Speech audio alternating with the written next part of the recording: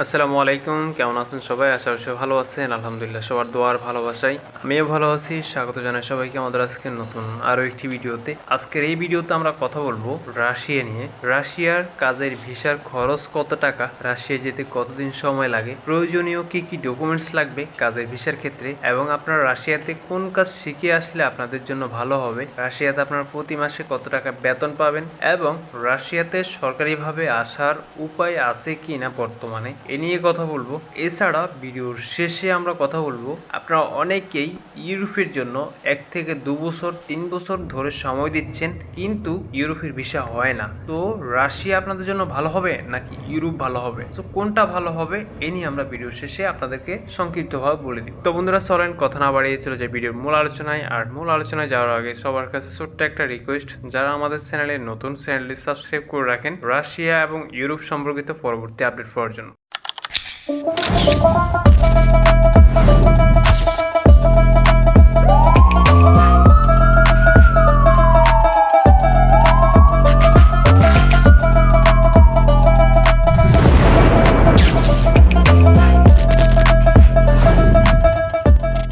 তো বন্ধুরা, আমরা প্রথমেই কথা বলবো রাশিয়ার কাজের ভিসার খরচ কত টাকা, খরচ কেমন হয়। তো আপনি যদি রাশিয়ার ওয়ার্ক পারমিট ভিসার খরচ জানতে চান, তাহলে এটা নির্ভর করে ভিসার ধরন, কোম্পানি ও প্রসেসিং ফির উপরে। তবে এখানে সাধারণত আপনি যদি সরকারি ওয়েতে আসেন বা সরাসরি কোম্পানির মাধ্যমে আসেন, তাহলে আপনার বাংলাদেশি টাকায় 70,000 থেকে 1 লক্ষ টাকার ভিতরে আপনার ভিসার খরচ হয়ে যাবে। তবে এখানে এজেন্সি বা দালালের মাধ্যমে যদি আপনি আসেন, তাহলে এর থেকে বেশি হতে পারে। যেমন আপনার 4 লক্ষ থেকে 4.5 লক্ষ, 5 লক্ষ এরকম হয়। তবে ভিসার ধরন অনুযায়ী আপনার 5 থেকে 7 লক্ষ এরকমও হতে পারে। এটা এজেন্সি এবং দালালের উপর নির্ভর করে। তো এরপর আমরা কথা বলবো রাশিয়ায় যেতে কতদিন সময় লাগে, আপনার কাজের ভিসা প্রসেসিং করতে কতদিন সময় লাগে। ওয়ার্ক পারমিট ভিসা প্রসেস করতে সাধারণত 30 থেকে 90 দিন একটা সময় আছে, এটা শুধুমাত্র আপনার ভিসা প্রাপ্তির। তবে এখানে আপনার ওয়ার্ক পারমিট সহ যে প্রসেসিংটা, ওয়ার্ক পারমিট আসতে আপনার কারো কারো 3-4 মাস লেগে যায়। তো ওই প্রসেসিং সহ যদি আমরা হিসাব করি, টোটালি আপনার 6-7 মাসের মতো লাগে।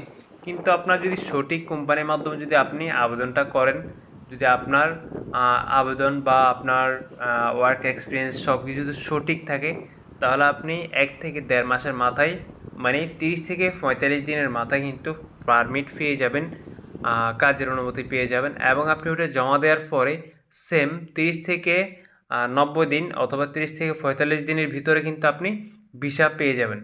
তাহলে বন্ধুরা, যদি আমরা এখানে টোটালি প্রসেসিং টাইমটা যদি ধরি, তাহলে আপনার 3 থেকে 4 মাসের মতো লাগে আপনি রাশিয়ার ভিসা প্রসেসিং করে আসতে। ঠিক আছে, এরপরে আমরা কথা বলবো রাশিয়ায় যেতে কি কি ডকুমেন্টস লাগবে, আপনি রাশিয়ার ভিসার জন্য আবেদন করতে আপনার কি কি ডকুমেন্টসের প্রয়োজন হবে।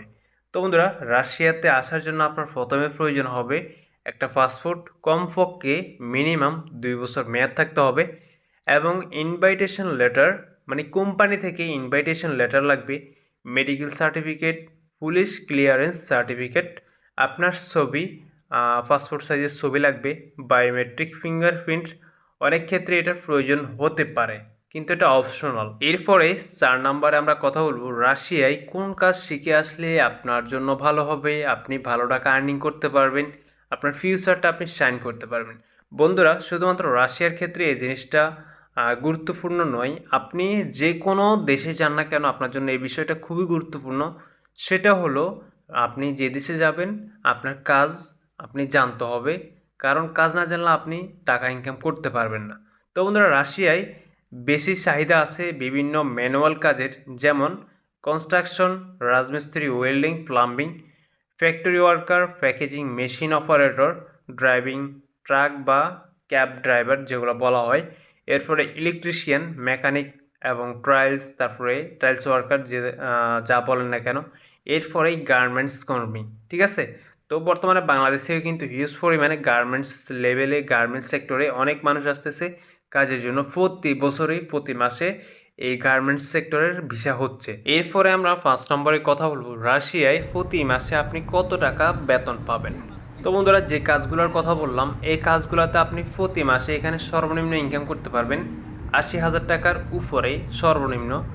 এরপরে আপনি যদি আপনার কাজের দক্ষতা, আপনার কাজের এক্সপিরিয়েন্স ভালো হয়, তাহলে কিন্তু আপনি 1 লক্ষ টাকা প্লাস আর্নিং করা সম্ভব। তো এটা হবে আপনার কাজের দক্ষতা, আপনার এক্সপিরিয়েন্সের উপরেই কিন্তু নির্ভর করে যে 1 লক্ষ টাকা আপনি আর্নিং করতে পারবেন কিনা। তো এরপরে আমরা কথা বলবো রাশিয়াতে সরকারিভাবে আসা যায় কিনা। তো এই প্রশ্নের উত্তর আমি বলবো রাশিয়াতে সরকারিভাবে আসা যায়। রাশিয়াতে কীভাবে সরকারিভাবে আসবেন আমি ভিডিওর শেষে আপনাদেরকে অ্যাড্রেস দিয়ে দিব। ওইভাবে আপনারা ওই অ্যাড্রেসে সরাসরি গিয়ে অ্যাপ্লাই করবেন। অ্যাপ্লাই করে আপনারা রাশিয়ার সরকারি ভিসার জন্য সরকারিভাবে আসার জন্য ট্রাই করতে পারেন। তবে এখানে একটা কথা বলে রাখা ভালো, রাশিয়াতে সরকারিভাবে আসার জন্য আপনাকে অবশ্যই অভিজ্ঞ সম্পন্ন কর্মী হতে হবে। যদি আপনার অভিজ্ঞতা না থাকে তাহলে আপনি এখানে ইন্টারভিউতে ফেল করবেন। ফেল করলে কিন্তু আপনাকে তারা গ্রহণযোগ্য মানে গ্রহণ করবে না, ঠিক আছে। আর রাশিয়াতে সরকারিভাবে আসার জন্য আপনার যে টাকাটা খরচ হবে, যে খরচটা হবে আপনার এখানে ভিসা ফ্রি বা যেটা বলেন এখানে ফ্লাইট সহকারে, সেটা হলো আপনার 70 থেকে 1 লক্ষ টাকার ভিতরে কিন্তু আপনি সরকারিভাবে রাশিয়াতে আসতে পারবেন। 70 থেকে 1 লক্ষ টাকার ভিতরে রাশিয়াতে সরকারিভাবে আসতে পারবেন, ঠিক আছে। আর এর বাইরে আপনারা যারা কাজ জানেন না, যাদের এক্সপিরিয়েন্স নাই, তারা এজেন্সির মাধ্যমে আসতে হবে, কারণ সরকারিভাবে নন স্কিল ওয়ার্কার অ্যালাও না, ঠিক আছে। এই জন্য আপনাকে যে খরচটা বহন করতে হবে সেটা হলো এজেন্সি বা দালালের মাধ্যমে। আপনি যদি আসেন রাশিয়াতে তাহলে আপনার 5 থেকে 6 লক্ষ টাকা কিংবা বিভিন্ন ধরনের ভিসা ক্যাটাগরি অনুযায়ী 8 লক্ষ টাকা হতে পারে। তবে ওটা দালাল কিংবা এজেন্সির উপরে আপনারা কথা বলে নেবেন, যত কমাইতে পারেন ওইটা আপনাদের জন্য বেটার। তো রাশিয়াতে যদি আপনি সরকারিভাবে আসেন তাহলে ধরে নেন আপনার 70 থেকে 1 লক্ষ, আর যদি আপনি এজেন্সির মাধ্যমে আসেন তাহলে আপনার 4.5 লক্ষ থেকে 7 লক্ষ টাকার ভিতরে কিন্তু এজেন্সির মাধ্যমে আসতে পারবেন। আশা করি আপনাদেরকে বুঝাতে পারছি। তো আমরা প্রায় ভিডিও শেষের দিকে চলে আসছি। তো এখন আপনাদেরকে যে জিনিসটা বলতে চাই সেটা হলো রাশিয়া হলো পৃথিবীর সবচেয়ে বড় দেশ। এটার বর্তমান আয়তন হলো 17.1 মিলিয়ন বর্গ কিলোমিটার। আর তাছাড়া রাশিয়া, অনেকে প্রশ্ন করেন যে রাশিয়া কি ইউরোপের দেশ কিনা বা ইউরোপ কান্ট্রি কিনা। তো দেখেন ভাই, রাশিয়া ইউরোপ ও এশিয়া এই দুই মহাদেশেই কিন্তু অবস্থিত। আর এটার বর্তমান আপনার সংস্কৃতি বলেন, রাজনীতি বলেন, এটার কালচার বলেন, সব কিছু কিন্তু ইউরোপ স্টাইলে হয়। সো এক্ষেত্রে এটাকে ইউরোপিয়ান কান্ট্রি বলা হয়। এখানে কিন্তু আপনি যে সময় শীত হয় ওই সময় কিন্তু রাস্তাঘাট সম্পূর্ণ বরফে ঢাকা থাকে। তো এটা ইউরোপিয়ান কান্ট্রি বলা হয়।